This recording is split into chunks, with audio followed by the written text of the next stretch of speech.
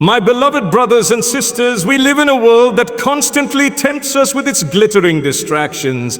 Every day, we are surrounded by reminders of what we don't have: new gadgets, fashionable clothes, luxurious lifestyles, and endless forms of entertainment. It's easy to forget that these things, while not inherently bad, can slowly pull us away from Allah if they become the center of our attention. When we focus more on acquiring material wealth, chasing recognition, or impressing others, our hearts begin to drift away from the remembrance of our Creator. The struggle here is subtle because it doesn't start as something we recognize as wrong. At first, it seems harmless, just a little ambition, a little enjoyment, but over time, these desires grow stronger and become chains that hold our hearts captive. Many of us wake up and immediately think about what we need to achieve or obtain today, rushing through our routines with hardly a moment to pause and reflect. We forget that every blessing we have is a gift from Allah, and that true contentment doesn't come from things, but from spiritual connection. When our focus is on worldly gain, we begin to measure our worth by the size of our bank accounts, the number of followers we have, or the applause of people around us, rather than by the sincerity of our worship and our closeness to Allah. This constant longing for more money, more recognition, more comfort creates a spiritual void, leaving us feeling restless even when everything seems perfect on the outside. It is in these moments that we must remind ourselves that Allah is the ultimate provider and sustainer, and that no worldly possession can replace His presence in our hearts. The challenge is learning to balance our needs and ambitions without letting them dominate our lives. Simple acts like starting the day with sincere remembrance, reflecting on our blessings, or taking time to perform prayer with presence and intention can help us realign our focus. We need to recognize when our desires are becoming distractions and consciously redirect our hearts towards gratitude and devotion. When we let worldly desires take priority, even our worship can become mechanical. We may perform our prayers and rituals, yet our hearts are still preoccupied with what we are chasing outside of Allah's guidance. But when we consciously seek His pleasure above all else, the struggles of life begin to feel lighter and the distractions lose their power. We start to see every moment, even the smallest, as an opportunity to connect with Allah, rather than just a stepping stone toward material gain. Ultimately, the battle against worldly distraction is not about giving up what we enjoy. It is about ensuring that nothing enjoys us more than Allah. Without this balance, the glitter of the world will always pull us away, no matter how pious we try to be. In our fast-paced world, busyness has almost become a badge of honor. We fill our days with work, school, errands, meetings, and endless responsibilities. And somewhere along the way, our connection with Allah often becomes an afterthought. When every hour is scheduled and every minute is accounted for, it is easy to postpone or even neglect the very acts that keep our hearts close to Him. Prayer, reflection, and remembrance of Allah start to feel like chores rather than the lifeline they truly are. We convince ourselves that we will find time later, but life rarely slows down to give us that pause. And soon, the heart that once thrived on spiritual nourishment feels dry and distant. This struggle is particularly subtle because it doesn't come from deliberate sin. No one wakes up saying, "Today I will distance myself from Allah." Instead, it creeps in gently through our routines. We rush through prayers without focus, mutter words out of habit rather than intention, and skip moments of reflection because something more urgent demands our attention. Over time, this pattern creates a distance that is felt more in the heart than in the body. Our souls long for peace, yet we cannot find it because we are constantly occupied with the transient, urgent demands of worldly life. The challenge is to recognize that being busy is not inherently wrong, but allowing busyness to dictate our priorities is where the problem lies.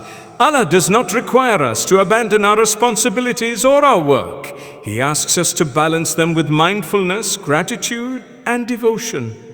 Even in the busiest schedules, there are small windows of opportunity, moments to pause, reflect, or make sincere du'as. These moments may seem insignificant, but they nourish the heart more than we realize. When we intentionally slow down to connect with Allah, we remind ourselves that life is not only about tasks and achievements, but about cultivating a relationship with the One who created us. Neglecting our prayers and reflection due to busyness also affects our character. Patience becomes harder, irritability grows, and we start measuring our worth by productivity rather than by our faith. Yet, when we prioritize our spiritual connection, we find that everything else becomes lighter. Work responsibilities and challenges no longer weigh us heavily because our hearts are anchored in a presence greater than ourselves. Time spent in remembrance of Allah is never wasted. It strengthens our resolve, purifies our intentions, and fills our days with purpose. Ultimately, the struggle against busyness is a struggle for presence. Not just physical presence, but the presence of heart and mind with Allah. We must learn to see each moment as a gift, not just a task, and allow our routines to serve as reminders rather than distractions. When we do this, even the busiest life can be a life of devotion. The people we surround ourselves with have a profound effect on the state of our hearts and our closeness to Allah. Friends, colleagues, and even casual acquaintances can either uplift our faith or slowly erode it without us noticing. This influence is subtle. It is not always a matter of outright encouragement to sin, but more often the habits, attitudes, and priorities of those around us quietly shape our own choices. When we spend most of our time with people who value worldly pleasures over spiritual growth, who mock or dismiss acts of worship, or who constantly complain about life rather than seeking Allah's guidance, we begin to absorb those patterns ourselves. The heart adapts to its environment, and over time we may find that what once felt natural, regular prayer, sincere reflection, or gratitude starts to feel burdensome or even unnecessary.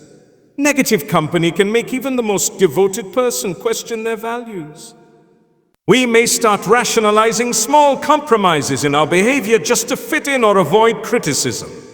A missed prayer, a skipped moment of reflection, or even indulging in gossip can begin as one isolated act, but repeated over time. These habits pull us further away from Allah without us fully realizing it.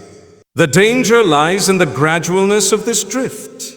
It is not a dramatic fall, but a silent weakening of the heart that occurs because we are influenced more by those around us than by the call of our own conscience or the guidance of Allah.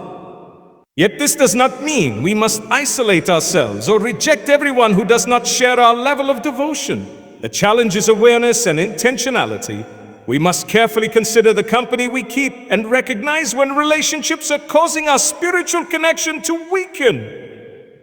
Surrounding ourselves with those who inspire us to be better, who remind us of Allah, or who simply encourage positivity and good character can have a transformative effect. Even brief interactions with such people can serve as sparks, reigniting our focus and commitment to our faith. It is also important to remember that the influence we absorb is not only in direct words or actions, but also in the emotional atmosphere. Persistent negativity, constant criticism, or cynicism about faith can gradually desensitize our hearts.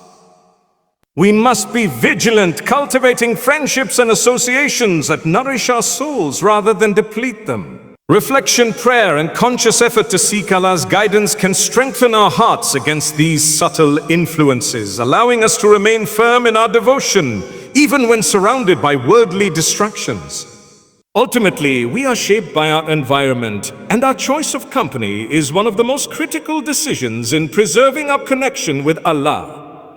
When we prioritize relationships that elevate our hearts and inspire our faith, we create a protective space where our spiritual growth can flourish. One of the most personal struggles we face in our journey toward Allah is the battle within ourselves.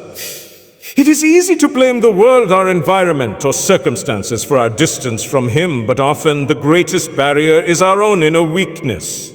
Temptations like anger, envy, pride, impatience, and laziness quietly creep into our hearts, and without self-awareness, they can steer us away from the remembrance and obedience of Allah. These feelings are natural, and we cannot completely eliminate them, but what matters is how much control we allow them to have over our actions and our focus on faith. Every day presents countless opportunities for our inner weaknesses to manifest. A harsh word, a moment of jealousy, or a lapse in discipline may seem insignificant in isolation, but repeated over time, these behaviors shape our character and erode our spiritual resilience.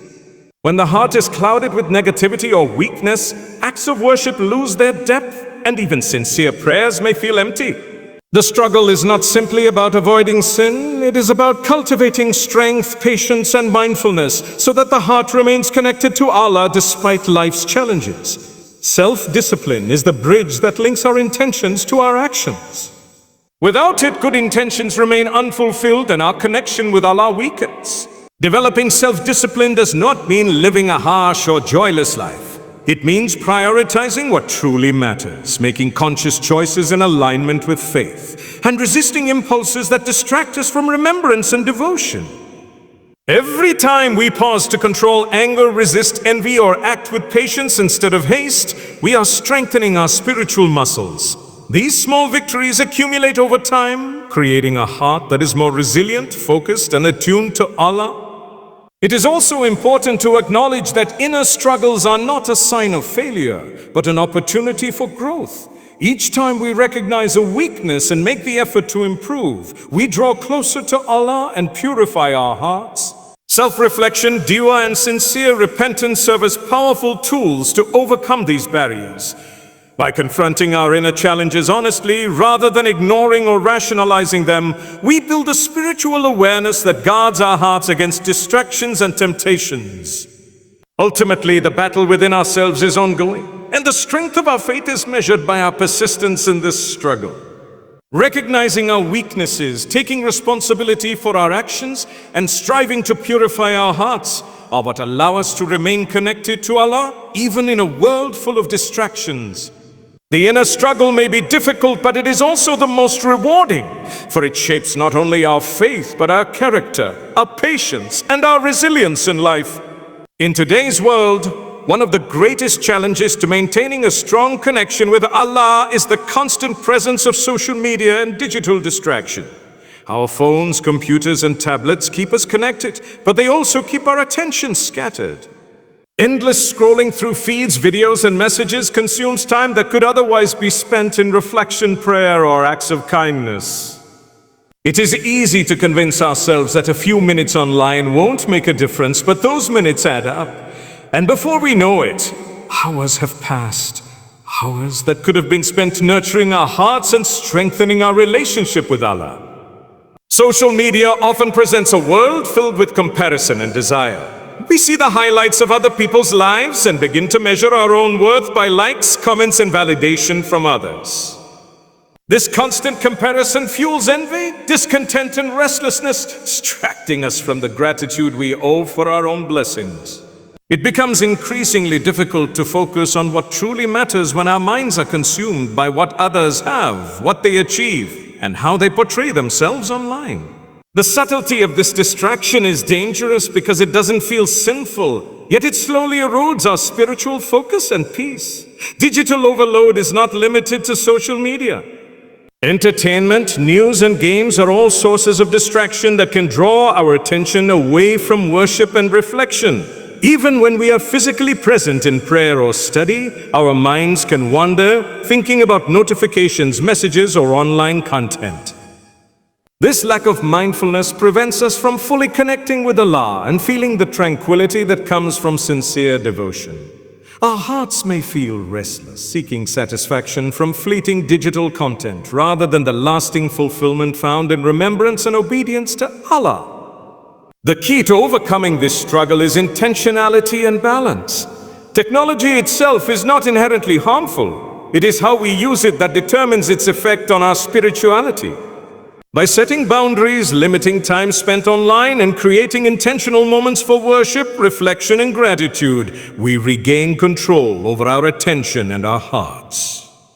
Even small actions like turning off notifications during prayer or taking time each day to disconnect and engage in meaningful reflection can have a profound impact on our connection with Allah. Ultimately, the digital world will never provide the peace, contentment, and purpose that come from sincere faith and remembrance.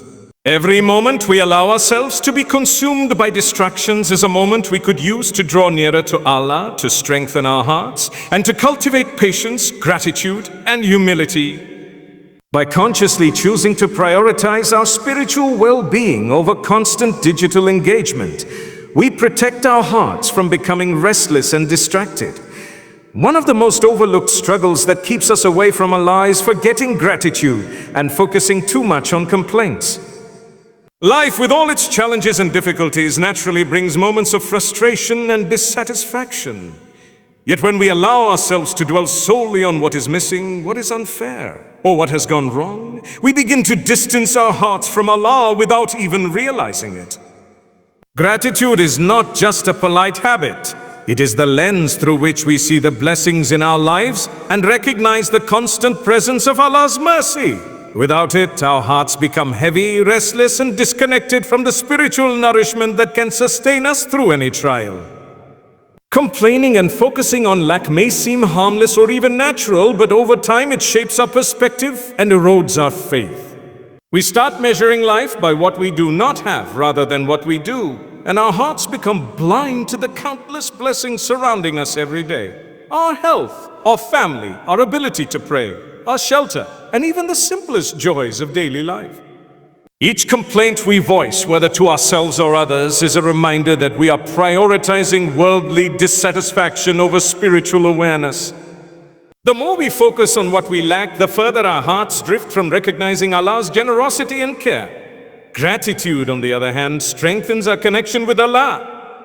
When we actively acknowledge even the smallest blessings, our hearts are filled with contentment and our focus shifts from the temporary to the eternal. Gratitude is an act of worship in itself, for it reflects our awareness of Allah's constant presence and guidance. Each time we pause to give thanks, we remind ourselves that nothing in our lives is truly isolated from Allah's mercy. Even in moments of difficulty, we can find reasons to be grateful.